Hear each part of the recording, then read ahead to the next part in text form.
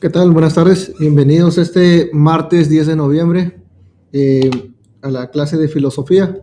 El tema del día de hoy es planteamientos filosóficos sobre el hombre. Mi nombre es Lenin Escobar Pérez. Acompáñenos. Entonces, vamos a empezar con una introducción sobre el tema. Entonces, nos dice aquí que la antropología filosófica es la rama de la filosofía que estudia al ser humano como tal. Entonces aquí vamos a ver cuáles son los pensamientos del hombre y cómo estos han ido cambiando, evolucionando a través de cómo pasa el tiempo.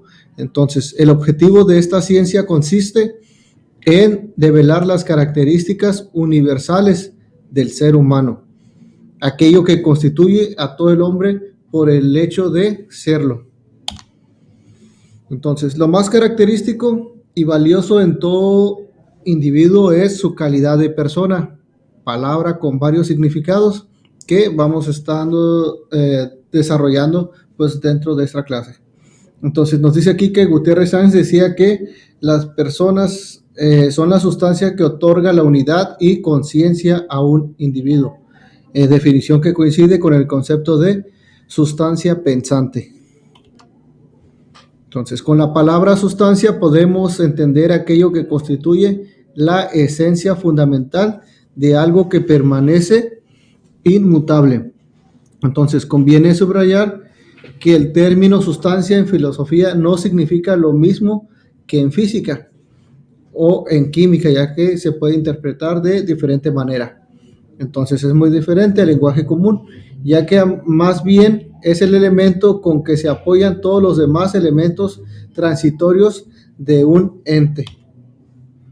Entonces, siendo así, la sustancia es inmutable a pesar de los cambios que se producen a lo largo del tiempo. Las características que cambian son los accidentes, es decir, la sustancia de un individuo en su persona. Y sus accidentes son todos aquellos elementos que combinan a lo largo de la vida, que son la dimensión, virtudes, conocimientos, rasgos físicos, entre otros. Y que claro, aquí mencionamos pues uno de los más principales y que constituye lo que vamos a llamar personalidad, en contraste con lo que es la persona.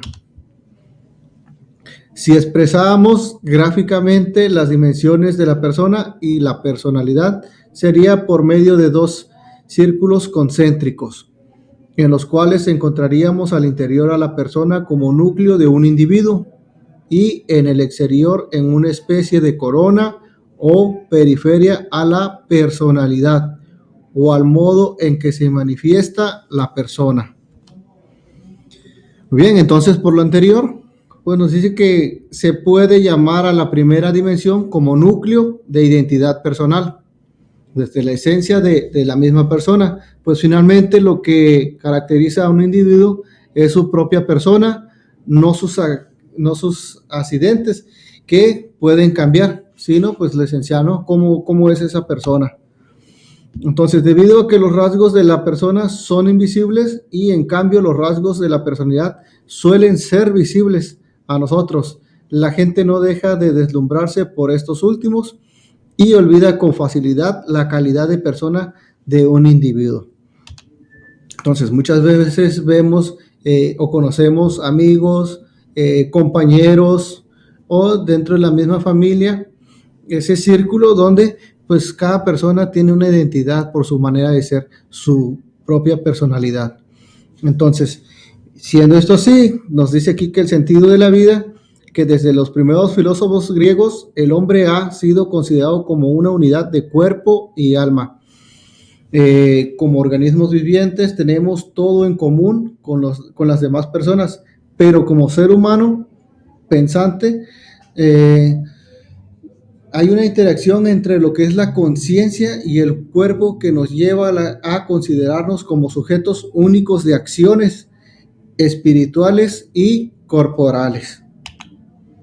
Entonces, esto nos hace pensar que uniéndolo con lo que es amar, no pueden atribuirse a ningún otro ser que sea distinto de este que soy yo en carne y hueso. Entonces, La persona que soy está orientada hacia el mundo con la capacidad de crear, de producir, etcétera. Pero por otro lado, tenemos la responsabilidad frente a otro, que es la necesidad de realizarme en comunión con él, ya que el otro también se impone a sí mismo, se hace presente, irrumpe mi existencia y también desea ser alguien frente a los demás. Entonces es preciso recuperar el concepto de ser hombre. En el centro está el problema del significado de la existencia humana, como lo señala Albert Camus. Nos decía que existe un solo problema filosófico verdaderamente serio, y es el de juzgar si la vida merece o no ser vivida. Lo demás son cuestiones secundarias, por lo tanto, es al ser humano al que le corresponde reflexionar al respecto de su decisión acerca de si vale la pena vivir o no. Entonces, muchas veces nosotros nos preguntamos a qué venimos, qué hacemos, hacia dónde vamos, ¿no? Entonces, hay ocasiones dentro de nuestra vida que nos ponemos a reflexionar precisamente esos significados y tenemos que encontrar la esencia de por qué estamos aquí y para dónde vamos, ¿verdad? ¿Qué es lo que queremos hacer?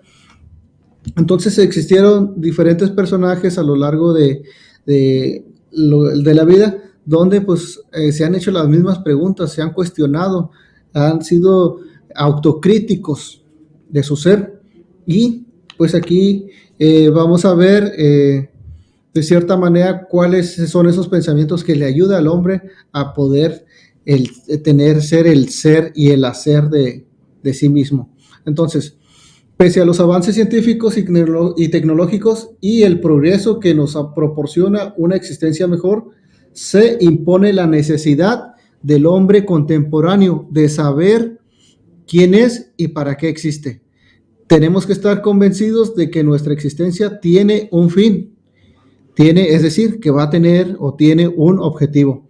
Pues yo no existo como si fuera un perro o una piedra, una tabla, X cosa, sino como una libertad de poder realizar. Sé que soy un ser para la muerte, pero me resisto a morir sin dejar huella en los demás. Es por ello que la pregunta sobre el significado último de nuestra existencia está unida inseparablemente a la necesidad de aclarar y comprender el puesto que yo ocupo en el universo. Es decir, que viéndolo desde la otra forma, desde lo que es física o química, nosotros estamos como la materia que existe en el universo, pero nosotros debemos de tener ese objetivo de que quién soy, qué es lo que hago, qué es lo que quiero hacer y todo lo demás que quiero realizar. Ahora vamos con el siguiente subtema, que es el ser del mexicano.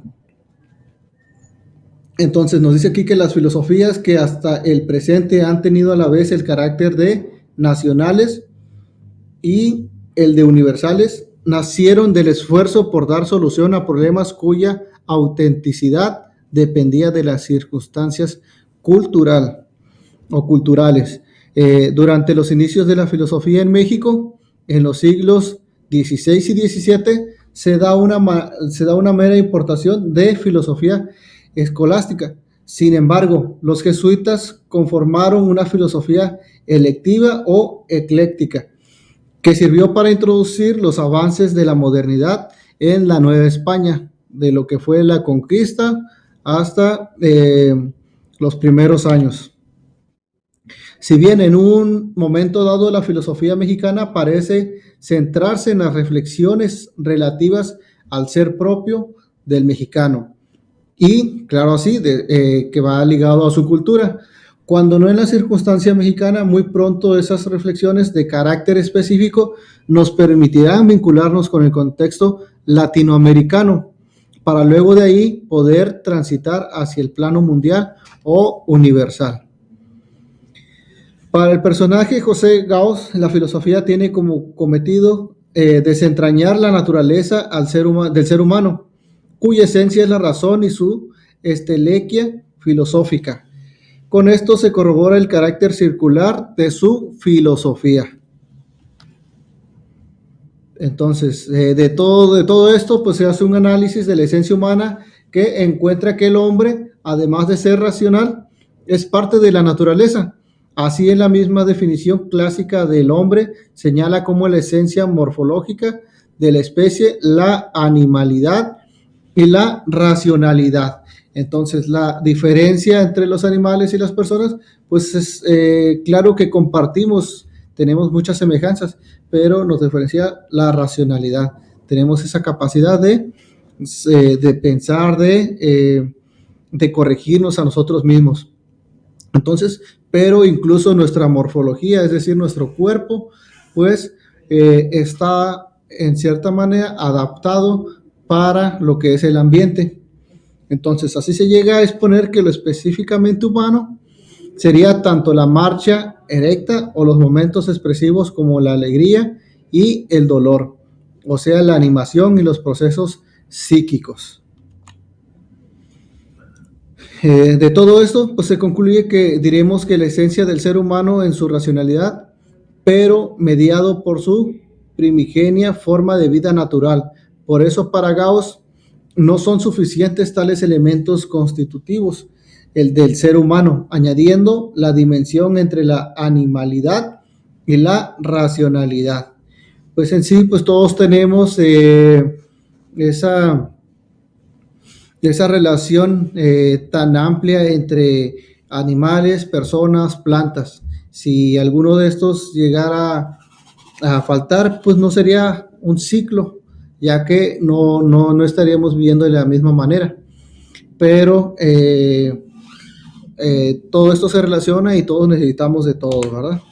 Entonces, esta condición afectiva del ser humano nos dice que la filosofía contemporánea revela un claro perfil antropológico que se trasluce en una genuina preocupación y fina sensibilidad hacia las reflexiones conceptuales que hacen el ámbito de lo humano. Entonces, el ser humano pues, se debe sensibilizar a ciertas cuestiones. Un ejemplo de ello sería al medio ambiente, ¿verdad? Debemos sensibilizarnos a que el ser humano no es el único que habita el planeta, sino que lo compartimos con plantas y animales. Entonces, si nosotros contaminamos, pues vamos a afectar a los animales, a las plantas y por consecuencia nos afectamos a nosotros mismos, lo que es nuestra salud. Entonces, debemos sensibilizarnos en esas cuestiones ambientales para poder vivir en armonía y así de esa manera pues vivir bien también nosotros. Entonces, nos dice también que es la persona un tema de reflexión filosófica y de preocupación vital, el puente de diálogo entre distintas tradiciones culturales y de pensamiento donde el otro se presenta como un sujeto irreductible a mi esfera de intereses, generando responsabilidades donde la necesidad del otro se convierte en un grito silencioso de ayuda y la filosofía se vuelve un retorno a las experiencias vitales cotidianas, que comunica e interrelaciona mundos y horizontes vitales que a pesar de la diferencia, o bien gracias a ella, posee puntos de encuentro. Entonces, entre las diferentes culturas, pues hay filosofía, ellos tienen su propia filosofía dentro de su ambiente cultural, pero muchas veces existe ese puente, ¿no?, de comunicación, donde pues se comparten lo que son ideas, experiencias, etcétera. Vamos con el siguiente subtema, sexo, amor y filosofía. Nos dice que los temas del amor y la sexualidad más bien parecieran propios de la psicología. Más sin embargo, desde el punto de vista de la filosofía, tienen una base ontológica, puesto que es un hecho que se manifiesta en todos los entes, es decir, en todos los seres, lo que no deja de ser extraño, pues lo que suele captar en la vida cotidiana es la falta de armonía y de acuerdos entre las personas.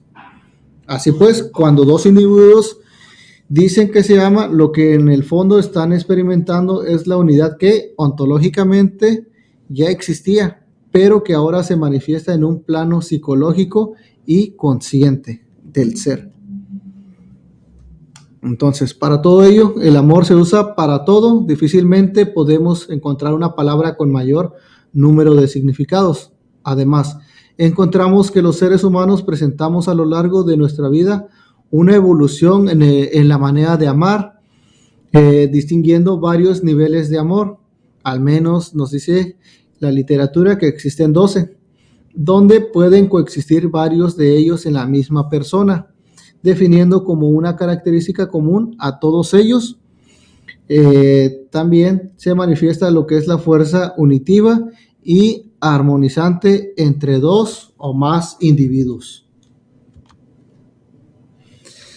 Aquí en el siguiente esquema, pues tenemos lo que es el amor consumado, que es la intimidad más pasión más compromiso. Entonces, aquí tenemos en la parte de arriba lo que nos dice que es un tipo de amor que es el cariño, la intimidad, el amor sociable, que es la intimidad más el compromiso, el amor vacío, es el compromiso, el amor fatuo, que es pasión más compromiso, y encaprichamiento, que es pasión, y el amor romántico, que es pasión más intimidad. Entonces, de esa manera nos da a entender cómo es que son los diferentes tipos de amor, cómo está consumado de dos o más elementos.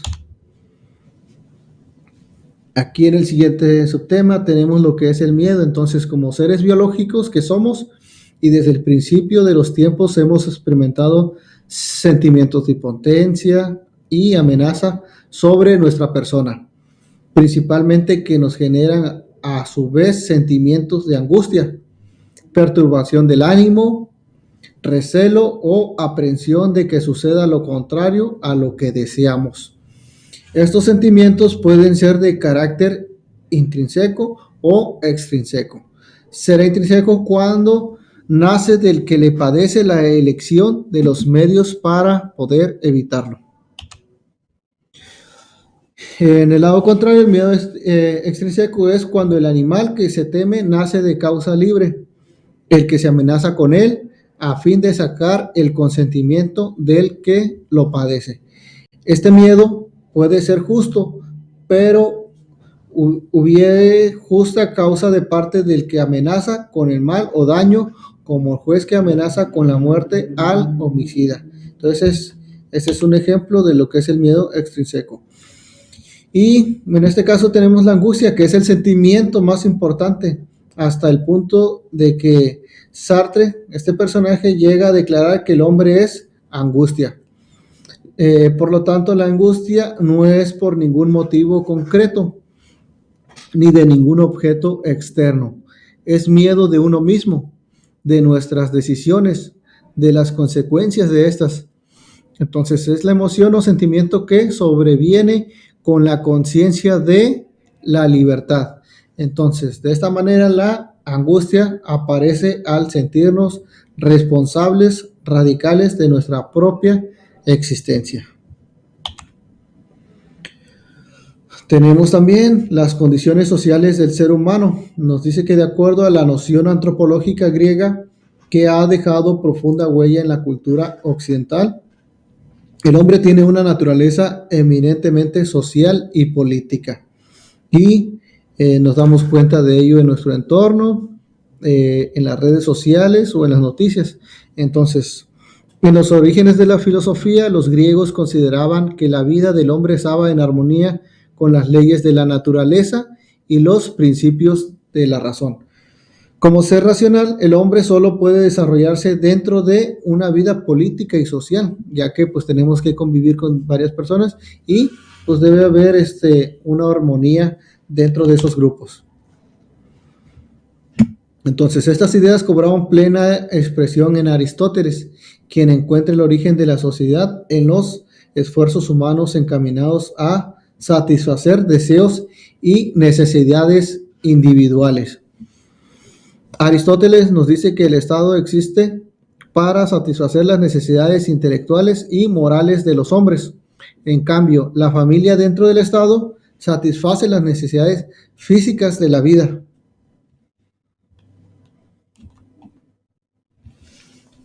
Pero además de esto de la armonía, pues muchas veces sucede de que existe dentro de estos grupos pues diferentes tipos de lucha de clases, que desde los inicios del hombre, pues se han manifestado de diferentes maneras y en diferentes lugares. Entonces, a continuación tenemos que la filosofía materialista se remonta a los antiguos griegos con filósofos como Demócrito y Epicuro. En el siglo XVIII se desarrolla el materialismo francés que tiende al mecanicismo. Esto quiere decir que es la reducción de la naturaleza a elementos materiales. Tratando de superar este materialismo, Marx y Engels desarrollaron el materialismo dialéctico. Establece que la unidad del mundo no consiste en su ser, sino en su materialidad, que la prueba de ello es el desarrollo de la filosofía y de las ciencias naturales. Además de esto, figuró otro concepto clave para esta filosofía, que es la lucha de clases. Entonces, dicho de otra manera, por ejemplo, hace años, cuando fue lo de la revolución industrial, pues ¿qué pasó? Que precisamente de esto que habla, de que se fue desarrollando lo que es la tecnología y la ciencia, pero a su vez fue habiendo un ecocidio dentro del ambiente para poder materializar las cosas, de que las industrias fueran desarrollándose, pero asimismo pues afectaban lo que era el medio ambiente, en la tala de árboles, en las minerías, en diferentes tipos de extracciones descontroladas, pero que ayudó al desarrollo económico de ciertas poblaciones y muchas personas tuvieron que emigrar a las ciudades que en ese tiempo se iban desarrollando. Entonces, precisamente nos habla de aquí de ese materialismo, pero teniendo por consecuencia pues un pago, ¿no?, a lo que es el medio ambiente. La vida social se presenta llena de contradicciones. La historia nos presenta una continua lucha entre los pueblos y las sociedades. Para Marx y Engels está claro que la lucha de clases es el motor de la historia, que posibilitará el arribo de una sociedad más justa e igualitaria. La sociedad comunista, así lo podemos constatar en el manifiesto del Partido Comunista, que esta fue publicada en el año de 1848. Por lo tanto, el proletariado se ve forzado a organizarse como clase para luchar contra la burguesía. La revolución lo lleva al poder más pronto como desde él, como clase gobernante, derribe por las fuerzas del régimen vigente de producción. En este hará desaparecer las condiciones que determinan el antagonismo de clases y a la vieja sociedad burguesa.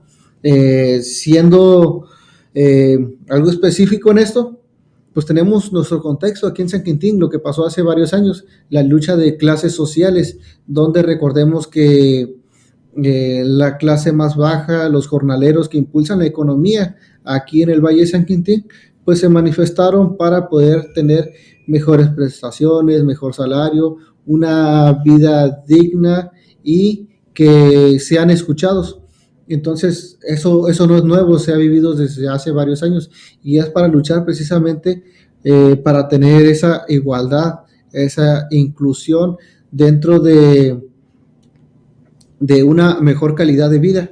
Entonces, según Marx, la modernidad sociedad burguesa no ha abolido las contradicciones de clase, únicamente ha sustituido las viejas clases, las viejas condiciones de opresión y las viejas formas de lucha, y las ha adaptado por otras nuevas.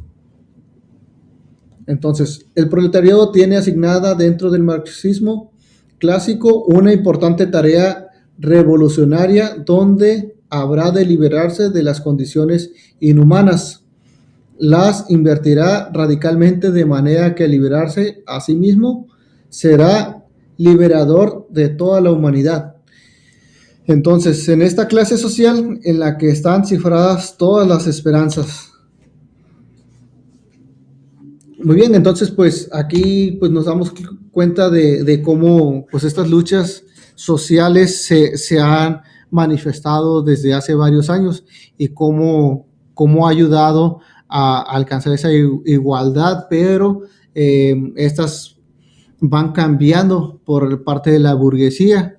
Entonces, incluso hay ese cambio de palabras, ese cambio de tecnicismos, pero sigue la misma opresión en algunas clases sociales, en ciertos lugares. Y, pero pues estas luchas han ayudado a que pues haya esperanzas en estos cambios. Entonces hoy en día pues se sigue viviendo eso y gracias a la filosofía, gracias a esa liberación de la humanidad, pues se ha venido estando buscando una mejor calidad de vida. Muy bien, entonces recuerden que la presentación igual las compartiré en la plataforma de Classroom y fue un placer estar con ustedes. Cualquier duda o comentario igual lo pueden dejar ahí en la plataforma para poder apoyarlos. Que pasen una excelente tarde.